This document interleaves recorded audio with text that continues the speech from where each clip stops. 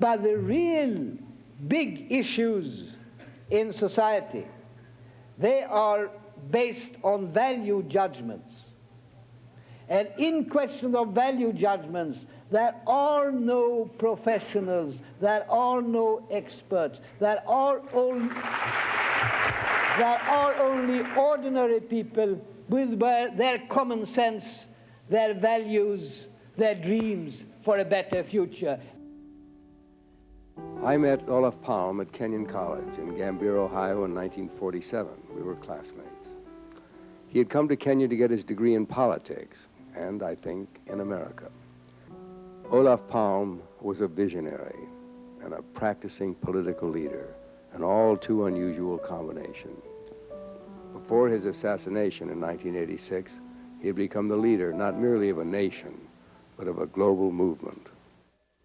A good deal of public opinion right of the center who regarded him being a bit of a traitor, leaving the upper class from which he came and joining with the broad popular movement, which means social democracy in a country like Sweden.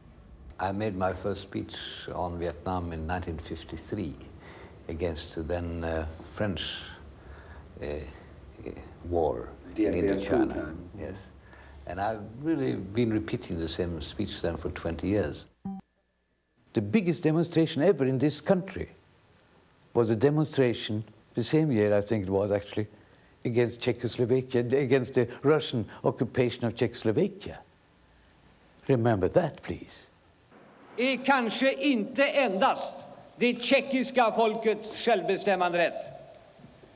Det är också det polska, det östtyska, det bulgariska och måhända framför allt det ryska folkets längtan efter frihet och självbestämmande. A number of things that bothered me about the Swedish position was that it was very easy to be moralistic at a great distance in an area where you had no direct, where Sweden had no direct interest. Neutrality has does not condemn us to be quiet. And when we have condemned, for instance, invasion in Hungary or Czechoslovakia or the Berlin Wall, when we have aided refugees from the eastern countries, nobody has thought that we are bold. Everybody has thought that this was perfectly natural for a neutral country to do. Well, I wouldn't say that it is necessarily immoral. It's a political attitude. And I think if this liberation is not allowed, it is a great threat to peace.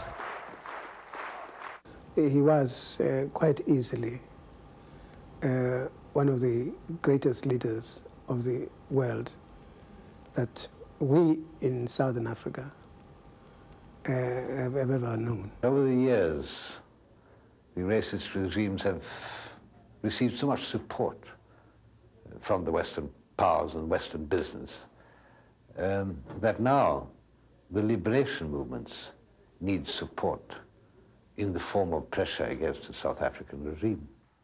They showed that the world did not have to bend to conservative economic policies of those of Ronald Reagan or Margaret Thatcher. There is an alternative. Good evening. The Prime Minister of Sweden, Olof Palme, was assassinated tonight. Jävla idiot! När fick du höra det? 5 minuter sedan.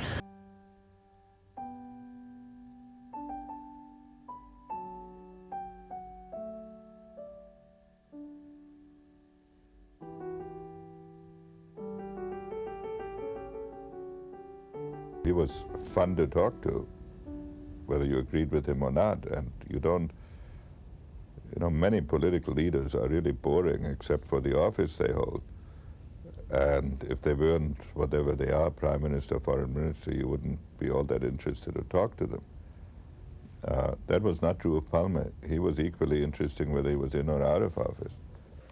But in the truest sense, he belonged to all of us. And today I regard him as a brother. And if I may be permitted, I would apply to him now some words I spoke for Robert Kennedy. Olof Palme saw war and tried to stop it. Let us pray that what he was for us and what he wished for others will someday come to pass for all the world.